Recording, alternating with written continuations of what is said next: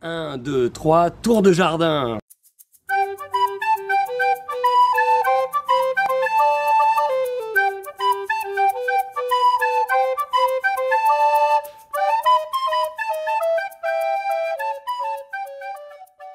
Alors salut, aujourd'hui je vous propose un petit tour de jardin.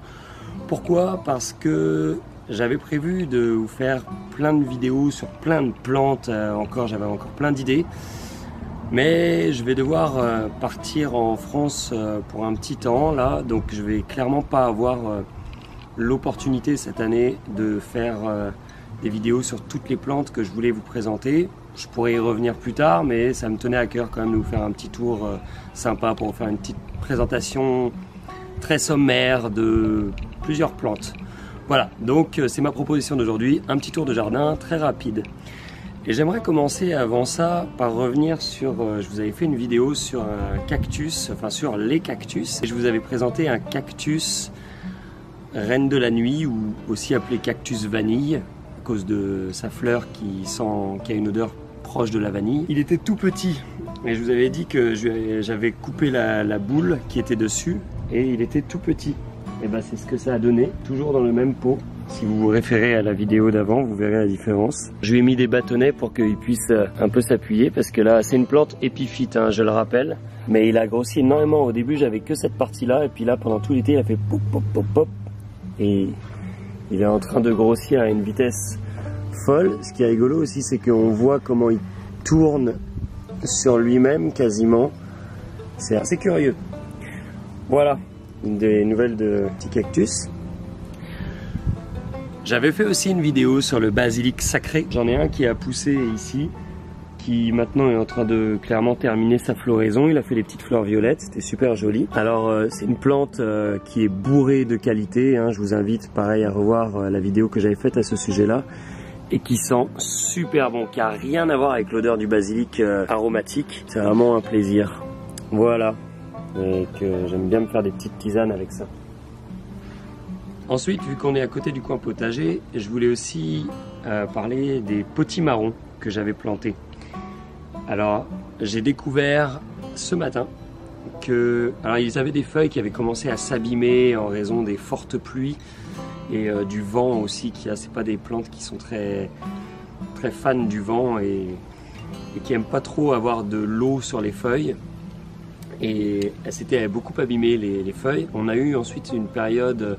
Alors on a eu beaucoup de canicules cet été, et ensuite la température ces derniers jours a beaucoup baissé dans les 20 degrés environ, ce qui est très propice au mildiou, à toutes sortes de champignons. Il y a plusieurs mildious, hein, mais le mildiou des potirons en tout cas. Donc il a commencé à développer un peu du mildiou, et j'ai découvert ce matin que la racine était devenue inexistante, c'est-à-dire que la racine elle s'est rétrécie jusqu'à faire un tout petit fil brun desséché. Il n'y a plus de racines, il n'y a plus rien. En revanche, il a continué sous le patio, et c'est là que c'est impressionnant. Alors ici on voit qu'il a des petites taches de mildiou qui se développent de feuille en feuille. Et alors sous le patio, la plante continue de se développer parfaitement. Elle grandit de façon impressionnante de jour en jour. C'est vraiment fou. Et je ne comprends pas comment elle fait alors qu'elle n'a plus de racines, qu'elle n'est même pas connectée à nulle part dans la terre. C'est complètement fou. En tout cas, la plante continue pour l'instant. Elle fait toujours des fleurs. Alors, j'ai eu aucun fruit pour l'instant. Je soupçonne la plante d'avoir fait beaucoup de fleurs mâles et aucune fleur femelle. De ce que j'ai compris, les potirons, les citrouilles, ça fait d'abord beaucoup de fleurs mâles avant de commencer à produire des fleurs femelles. Et c'est les fleurs femelles qui produisent les fruits. Et il ressort jusque là. Et là je vois qu'ici il y a une fleur qui se prépare à se faire, à s'épanouir, et on voit qu'en dessous il y a un fruit ici, une petite boule. Et du coup là on va commencer à voir des fleurs femelles, sauf que je sais pas s'il va les développer vu qu'il n'a plus de racines. En tout cas c'est un fait impressionnant. Alors ensuite je voulais vous parler d'un très bel arbre à mon sens, c'est l'Acer platanoïde Drummondi. Donc Drummondi c'est le cultivar. En fait il s'agit d'un érable de Norvège de base. Ça c'est un érable de Norvège par exemple. Les érables de Norvège on les a déclinés après en plusieurs cultivars, plusieurs variétés.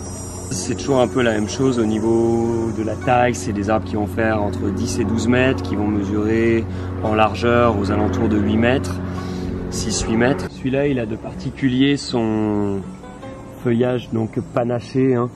On voit qu'il a vraiment un très beau feuillage qui à l'automne va prendre des teintes, il va retrouver ses teintes d'origine, donc comme tous les arbres de Norvège, donc une teinte jaune qui va quasiment approcher du jaune doré, un très beau jaune, donc c'est vraiment beau aussi à l'automne.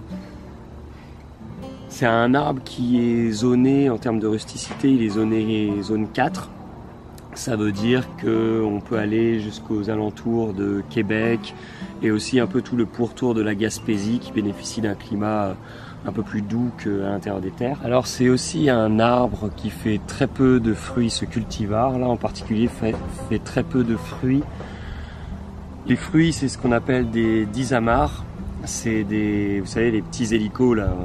Souvent quand on était gamin on appelait ça des hélicos là. Ça fait des petits trucs qui tombent et ça il y en a sur cet érable là. Ça, des disamars. Mais l'érable de le Drummondy en fait très peu. Alors je disais c'est un cultivar d'un érable de Norvège.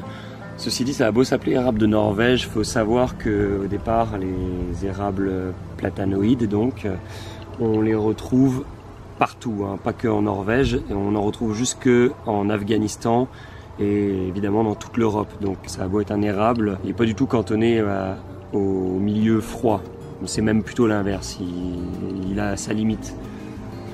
Là je vois il a des feuilles vertes ici, un petit truc à savoir, la plupart des gens quand ils l'achètent trouvent ça super beau, le feuillage, tout ça. Au bout d'un moment, il a tendance à reprendre sa nature d'origine et à reproduire des feuilles vertes. Il faut dans ce cas couper les branches avec des feuilles vertes parce que sinon il va se mettre à ne produire plus que des branches comme ça et il va arrêter de produire son feuillage panaché. Donc si on veut qu'il continue à produire du panaché, il faut absolument lui couper les branches qui tendent à retourner vers le vert complet. C'est pour ça qu'il y a des gens, des fois on voit dans leur maison, ils ont cet arbre là et il est comme mi-panaché à gauche, tout vert à droite, ça fait un truc un peu étrange. Alors pour terminer avec cet érable, il a une croissance un peu plus lente que les érables de Norvège classiques. Voilà, mais en tout cas c'est un super bel arbre, que ce soit en été, que ce soit à l'automne, c'est vraiment un arbre magnifique. Donc un érable Acer platanoïde Drummondy. Donc Acer, c'est pas une marque d'ordinateur au départ, Acer c'est le nom latin de érable. Voilà. Celui-là, pour vous donner une idée, il a une trentaine d'années. Alors ici on a des Coreopsis verticillata qui sont un petit peu sur leur fin, hein. Mais alors verticillata parce que le feuillage au style verticillé comme ça. Les Coreopsis, ça fait partie de la famille des Astéracées, donc comme les marguerites par exemple. C'est originaire d'Amérique du Nord. Et alors souvent on les reconnaît, ça fait des petites fleurs jaunes et des pétales dentés. Là on voit sur le bout un tout petit peu, mais c'est pas très évident. La plupart des Coreopsis en général ça se voit vraiment, c'est vraiment... la pétale est vraiment un petit peu déchiquetée sur le bout quoi. C'est vraiment évident. Voilà. On continue avec des sédums ici que je n'aurai malheureusement pas le temps de montrer à la caméra quand ils seront tout beaux. Ça fait des gros pompons roses au début de l'automne. Regarde ici, ça commence un peu, on voit. Là on est fin août et ça commence un peu. Donc des sédums remarquables. Ça c'est le nom vernaculaire. Sinon le vrai nom scientifique, ça s'appelle des Hylotelephium spectabile. C'est super beau dans les jardins.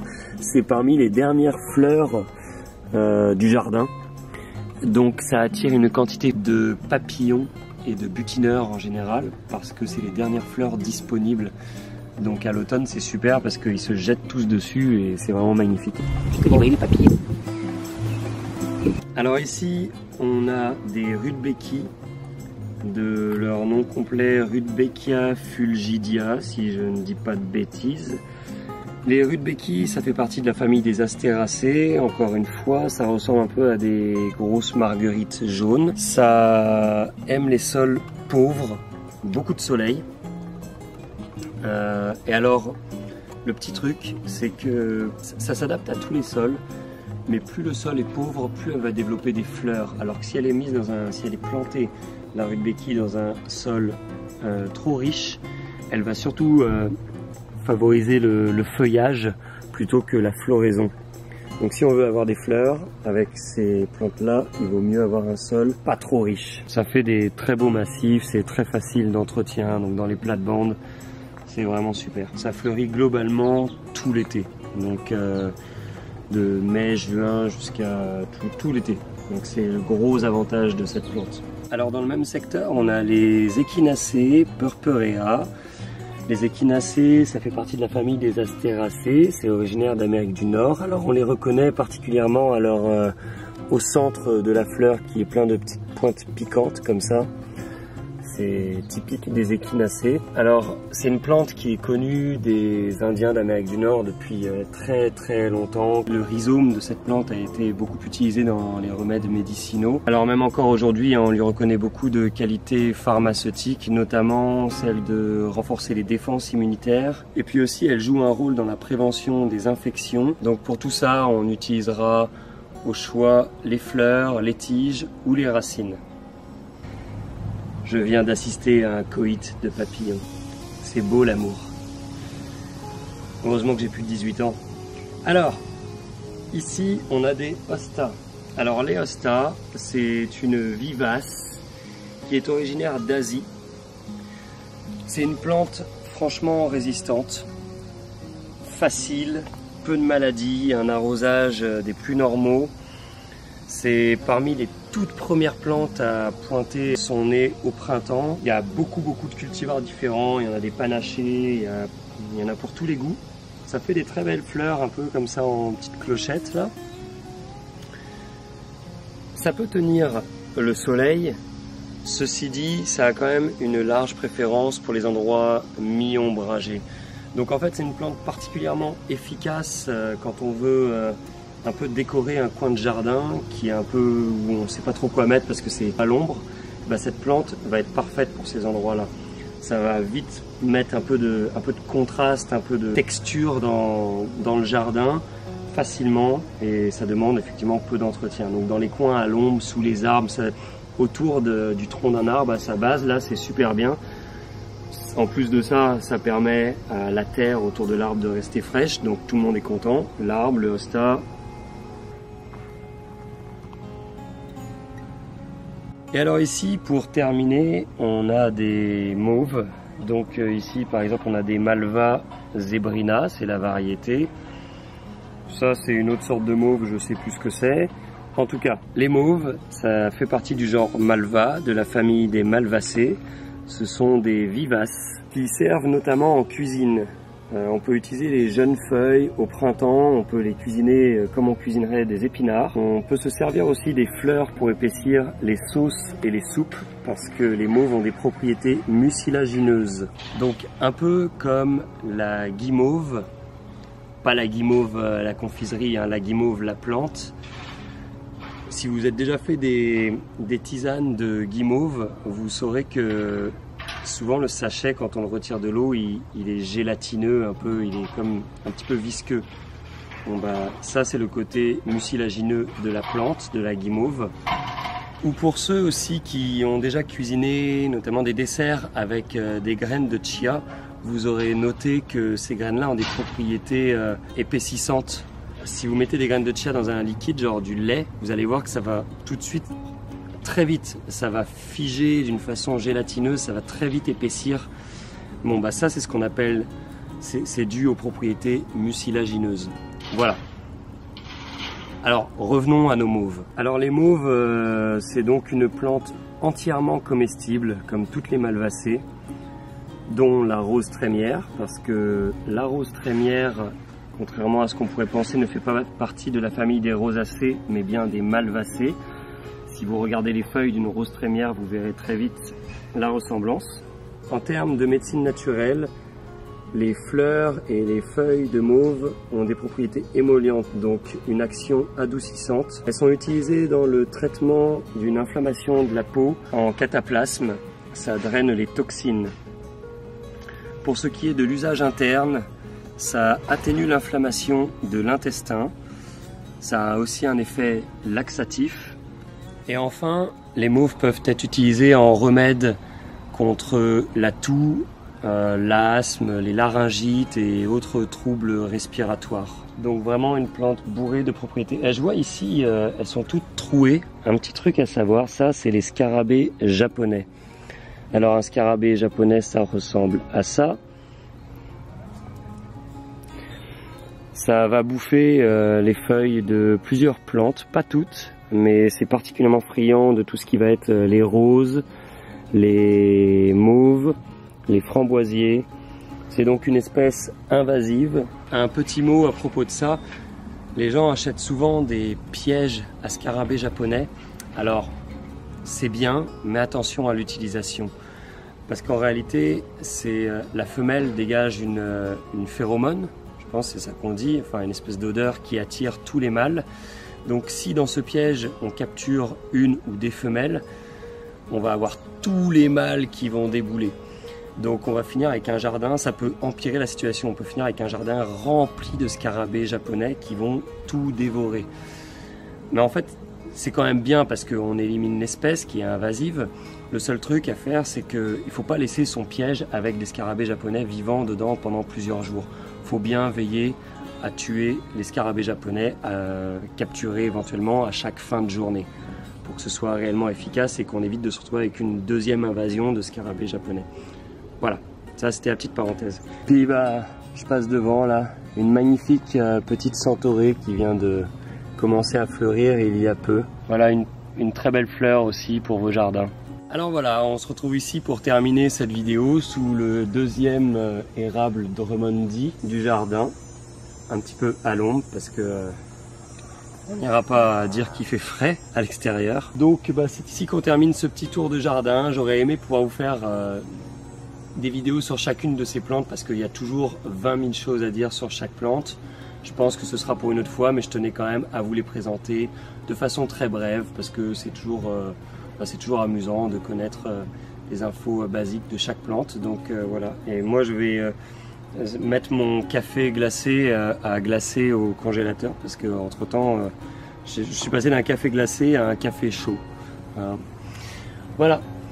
Et bien là-dessus, je vous souhaite une excellente journée et puis nous on se retrouve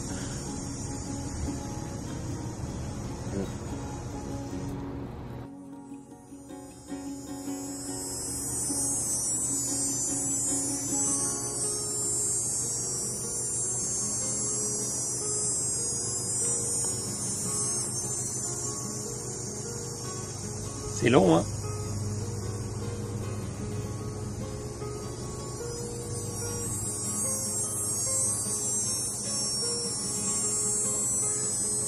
Alors ça, quand je suis arrivé ici, je comprenais pas du tout ce que c'était au début. J'arrivais pas à identifier le son. J'avais jamais entendu ça en France. C'est des cigales en fait, ici. C'est le chant de la nature au Canada.